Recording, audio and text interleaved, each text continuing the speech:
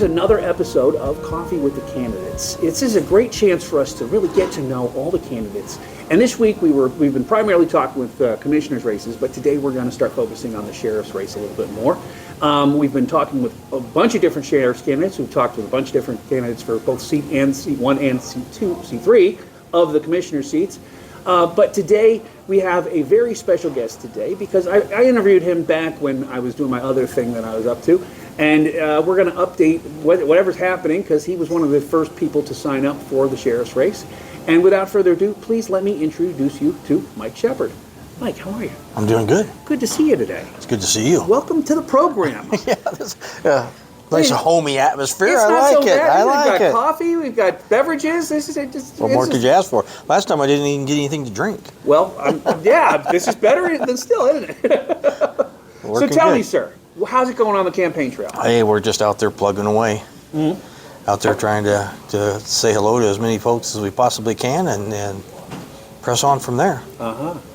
So what have you... Klamath County is a large county. It's a very large county. Trying to get out to talk to everybody is Putting a lot of miles on your car, I imagine. Yeah, almost impossible, but you just keep going along. Yeah. We're having fun. So where's your platform at this point? I mean, have you had any changes in heart? Have you had any changes in opinion? Are you still on the same? No, still on the same wavelength. I must say, you've set the standard, I think, for a lot of the question I've been asking the sheriff candidates, because you're the first one that said we really need to get back to having some resident deputies in the sheriff's department. Right. And quite frankly, I think a lot of the candidates are in favor of that as well. So you're changing the conversation, at least. That's a good thing. Well, that's good. The biggest problem right now is that get back to the hominess of the office, the fact that it's a team effort, and until they can get to that point or get the employees back working with the sheriff's office, we're not going to be able to do anything. Mm-hmm. If you don't have the bodies to go out and serve the public, I mean, nothing's getting done. Yeah. And with the number of turnover and the constant change of status, until they start getting the manpower back up to the level it needs to be, they can't provide the coverage that you can even consider the county needing. Yeah. I mean, since the last time we talked, and Andy Nichols has withdrawn from working for the sheriff's office. Yeah. Turned in his paperwork. He got tired of the rhetoric of what's going on up there. After I talked to you, I talked to Andy for quite a while because he was the union president at the time, and he didn't know anything about me, and so we got together and kind of like this, sat down and had coffee for hours. I think the old Cactus J's out in Bonanza was going to put a sign for us because we sat there so long and talked. and at the time, he was talking about, I'm doing good at the sheriff's office. I've been approached to run for commissioner, but I don't really want that. Mm-hmm. And then, of course, things change. Yeah. And he did tell me that he was tired of the rhetoric of what was going on at the sheriff's office, and all the stuff that he was having to look into because being the union president and having to defend or look into things that the employees have to have as far as union representation, that there was a lot of stuff that was coming out. Mm-hmm. And he's posted a couple things in Facebook about some of the stuff that's going on that he has firsthand knowledge of. Yeah. And so he decided to pull the plug and leave the sheriff's office, which means another deputy that's down. Yeah. And if you look at that, when you leave, you have a deputy that leaves, especially like him. He's been there for 5 or 6 years, well-trained deputy. He's out there doing the job, mm-hmm. and now he's gone. To fill that void, it's going to be a year or year plus in time frame before someone who can take and fill that category. And every time they get somebody hired and they come there, they spend all the money. They've got 4 months to go to the academy, so they're out going to the academy. The public is getting absolutely nothing from them, except knowing that they've got a deputy there. And then when they get back, then they've got to ride with somebody and get trained up and all that kind of stuff. And it takes a year and a half before someone's actually out there able to run a car by themselves. Yeah. And if you're constantly training, you never get enough people to go out and do the job that needs to be done. Mm-hmm. That's the biggest problem right now, employee retention. Well, let's talk about what the future is going to look like for the sheriff's office. Okay. Because last time we spoke, there was a bunch of different things. Okay, it was a different world we lived in. We didn't have 900 people running for office, so right. First of all. There was only 3 then. Yeah. The other thing is Measure 110 was still law. And that is not going to be the case going forward. So we have, everybody's saying that the population is going to grow around here, but we also have a bunch of people that are going to be coming off of drugs. And it's going to make the sheriff's department a very wild place for a little while, I think, don't you? Well, I don't think the drug use ever slowed down when they measure 110 came in. It just made it, for lack of a better way, legal for you to have it. You know, and I think the public was seeing that now I can just openly do whatever I want with my drug use, and the public started saying, hey, this is not what we want. And the people that are using drugs could say, I could go out and smoke or, you know, do whatever I want right out in the open. And it freed them up to not have to worry about persecution or, you know, corrections from the sheriffs or law enforcement. And that was not a good thing. Yeah.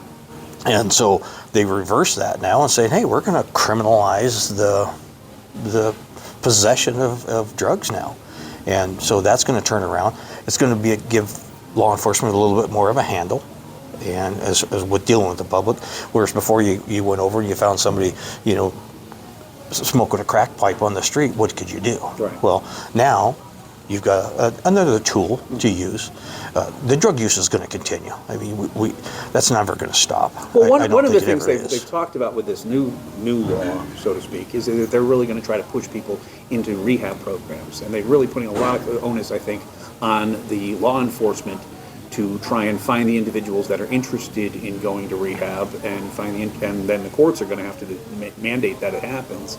But that's going to change the job, won't it, a little bit? I don't think it'll change the law enforcement aspect of it at all.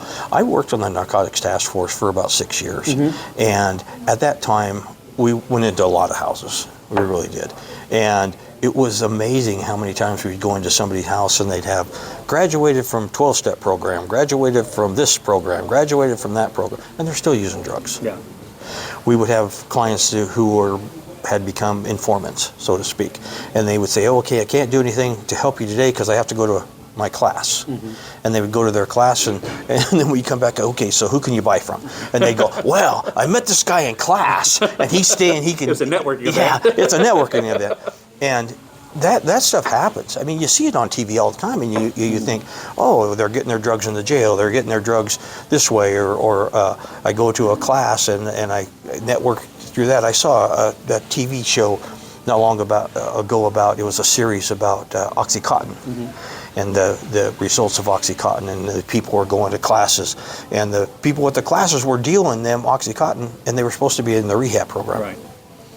So rehab is great for people who want it to work, but for people who are just going through the hoops to satisfy the court system, it's just going through the court system. Yeah. What we found was if you caught somebody early in their usage, if you want to call it a usage career or whatever, if you caught someone early and they got into the system and realized this is not where I want to be, I don't like going to jail, I don't like having any kind of law enforcement contact, those were the ones who were good chance that you were going to turn. Yeah. And rehab would work for them. It's just like the DUI program. I got caught the first time, and I can go through or alcohol rehab, and it won't be on my record. But then you see these people, oh, this is my second time or my third time. Rehab only, in my opinion, works for the people who want it to work for them. Yeah. And so it's a necessary thing to have, but I don't think it's really going to change the way law enforcement deals with people. No, that's good to know. But there is something that's going to change the way law enforcement has to deal with people, and that's the number of people that are coming through here. Derek DeGroot said in a board meeting a couple weeks ago that we are running out of money. Specifically, we don't have the amount of revenues coming in to support the amount of services that we have to provide to everybody, and that's going to hurt the Sheriff's Department. And one of the things I've been asking the Sheriff candidates is putting your fundraising hat on, and how do you envision making the Sheriff's Department whole in terms of all the hires that need to happen and all the funding that needs to come into that department? What are your thoughts on all that? All right, if you look at the Sheriff's budget over the last few years, I was in the Sheriff's office in 90 and 92, 93 when the temper funds went away. I mean, they went away. And we went from having a whole bunch of deputies to having none. I mean, I remember one guy, he had one patrol guy. And over the years, that got whacked back to nothing, and then it's built back up. And it seems like every time you turn around, they're like, there's no funding, and we're going to have to cut, we're going to have to lay off. Number one, the sheriff's office needs to be stringent with how they spend money. And you've got to look at, and I've handled budgets before and dealt with, okay, what do we actually really need? Okay, well, that's what we spend money on. All right, then we sit back and reserve it for a while, and towards the end of the year, if we can afford to do a couple extra things, we will. But we won't want to blow our money the first part of the fiscal or the budget year. But with the sheriff's office getting constantly whacked or saying they're going to get whacked with funds, if you look at the budget, it's gone up every year. And every time I looked at the budgets, it was 10 million 4 years ago, then it was 11 million, and then it was 12 million. I think the budget right now is 14.6. But they always talk about cutting it. And I realize that they keep talking about funding, but as far as I know, my taxes haven't gone down. I don't know where the commissioners are saying we've got less and less funding. I don't know where the funding is going away. Well, obviously, I mean, I saw a meme yesterday on Facebook. They said $1,000 of lumber back in 2000 and whatever was this tall, and now it's this tall. And Right, I mean, right. everything's getting more expensive. We've got more people that need things now. Obviously, we're growing. It's one of the cool parts about Klamath County is that we are, in fact, growing. So we're going to have more services rendered. Right, and every department, there's numerous departments in Klamath County, have got to tighten their belt because, like you said, prices have gone up. Wages haven't gone up. The amount of money that they get in has gone up a little bit because they have tax increases and that kind of stuff. But everybody needs to tighten their budget a little bit. But when you talk about the outside revenue or outside sources to help the sheriff's office, I've got ideas on that. Like with the sheriff's office, the jail, for instance. I would love to see putting prisoners or inmates to work. Give them the opportunity to work. I don't think you can force them to work, but there's no reason why you can't offer them the opportunity to work. You treat it as a business. If the inmate comes in, there's things we could do. There's manufacturers out there that need people to put stuff together for them. One of the ideas I came up with somebody was to, if you look around, if you just drive around the Klamath County right now, we are cutting down juniper trees to try to eliminate, they're kind of considered a juniper tree as a weed, okay? Sucks up so much water, and they're saying if we cut down all those juniper trees, the water resources will come back. Good idea, okay?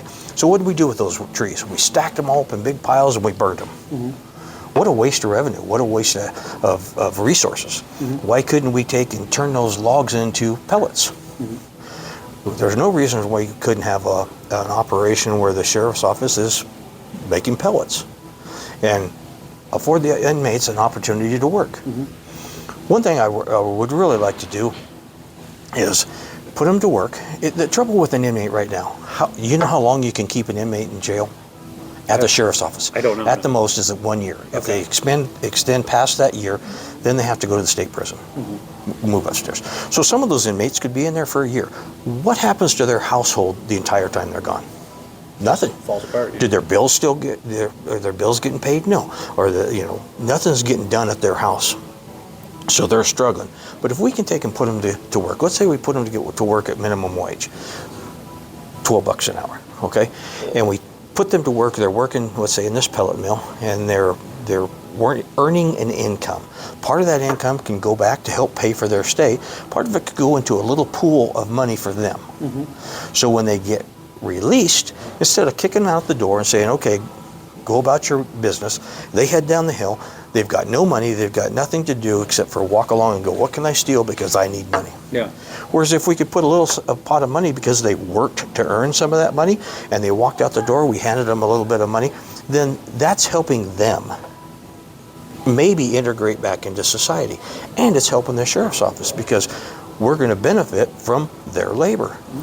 At the very least, it might teach them that, it makes more money if you earn money than if you steal money. Exactly, it's more satisfactory or satisfaction for them. Well, that sounds like a grand idea. How do we implement that? It's just a matter of just doing it. As far as I know, like I said, I don't think you could force them to work. We take them out and run them down the road and have them pick up garbage and that kind of stuff on a regular basis.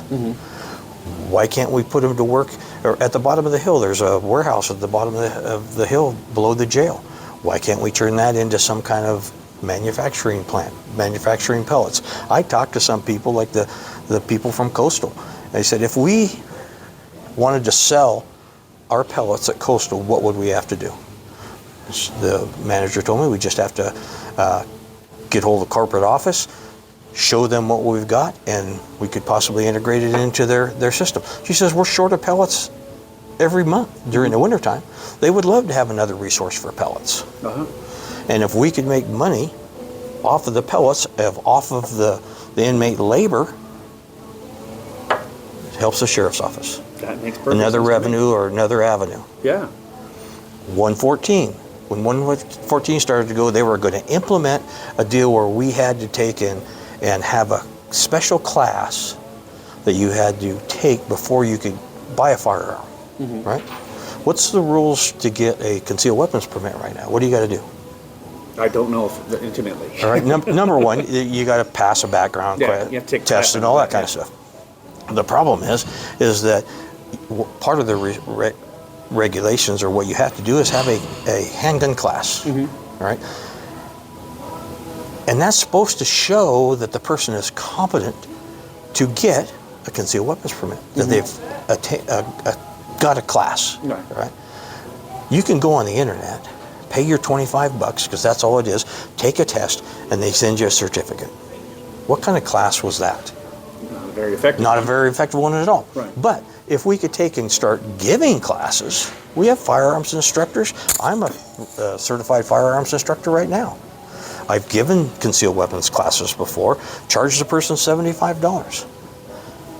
Why can't the sheriff's office start doing these classes? Number one, then you know what kind of training they're getting. You also know who has the weapons when you see them on the street, too, right? Yeah.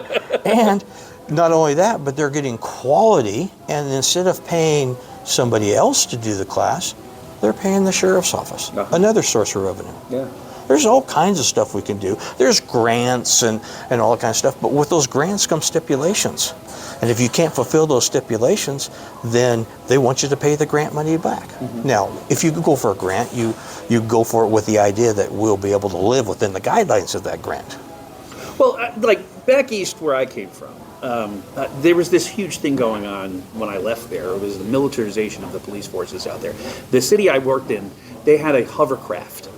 How many police forces need a hovercraft? They had a hovercraft in their police force, and they bought it with grant funding.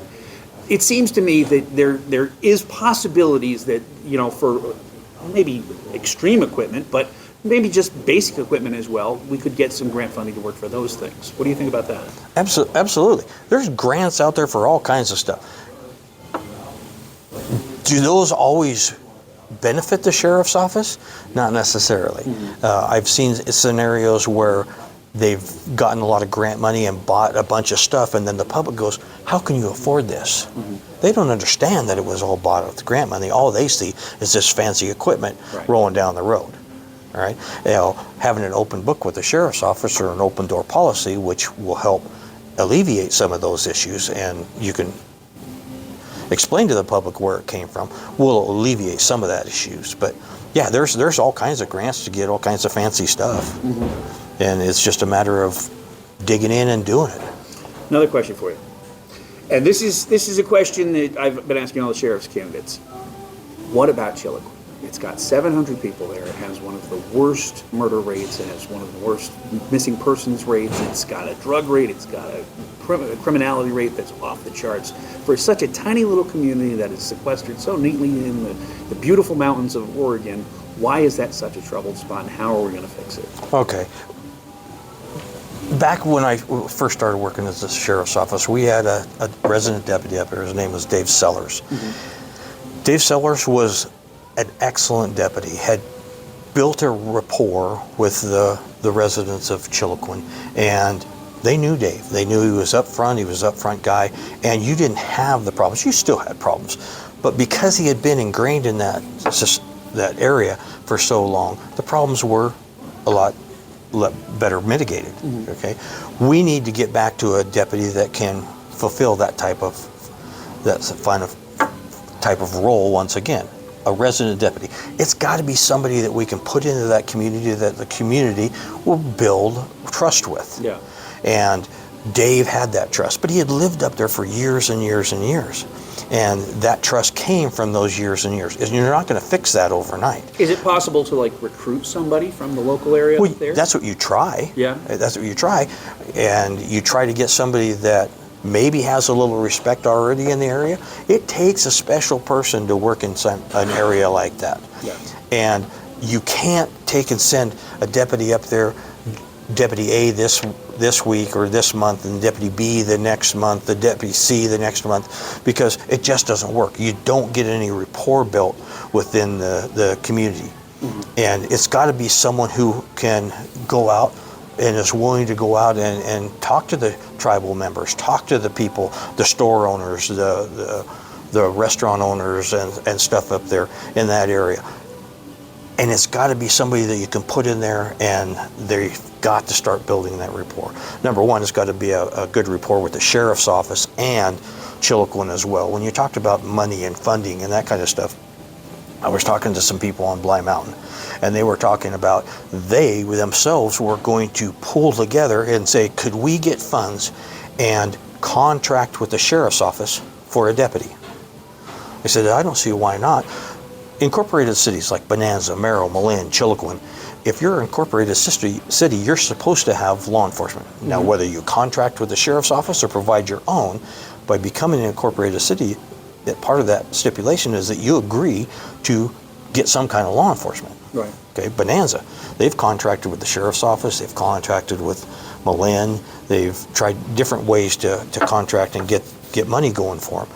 And there's no reason why we can't do that again. Mm-hmm. And when I was a resident, part of my deal was a contract with Bonanza, and I was required to put 10 hours a week in Bonanza. Mm-hmm. And if you could get Bonanza to pick up, let's say, a quarter or a half contract, and Bly Mountain to pick up the other contract, now you've got another source coming in to help pay for the deputies that we're trying to get.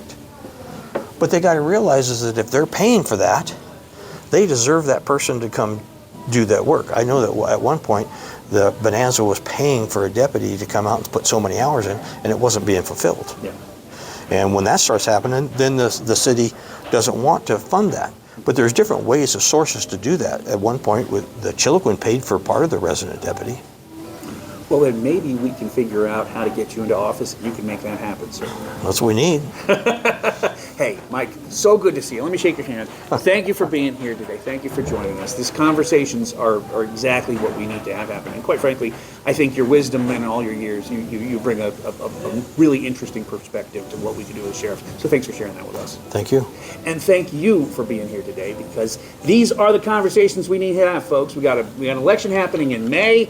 We're going to be hopefully getting a presumed winner somewhere out of there, and then we're going to go on to November, and that's the person that's going to lead this future, because we've got a lot of people that are doing these races. You got a lot of information coming at you, and what better way to understand that information than to hear from themselves, hear from their own words when they sit down with me and they talk. So if you know a candidate that is trying to get his word out there, get it understood, send him down to me. I would love to sit down and talk and have a cup of coffee with him, and we can pick his brain, or her brain as the case may be. I'm Christopher German. This is the Sunshine News. It's my little brand that I'm trying to do to open up the information, flow through in this community so that we can all find out what we need to know. I'll see you next time, folks. Thanks for being here today.